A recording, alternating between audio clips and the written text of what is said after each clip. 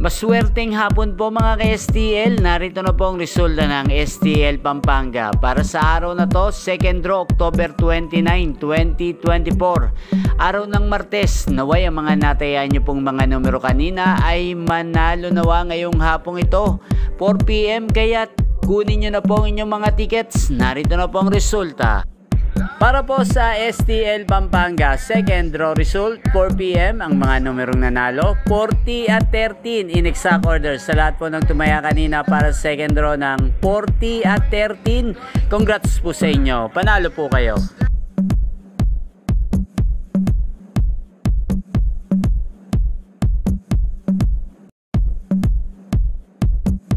Congrats po sa lahat ng mga nanalo. Maraming salamat po sa panonood nyo sa aking channel, Roderick Hernandez TV. Huwag pong kalimutang mag-subscribe. Thank you for watching.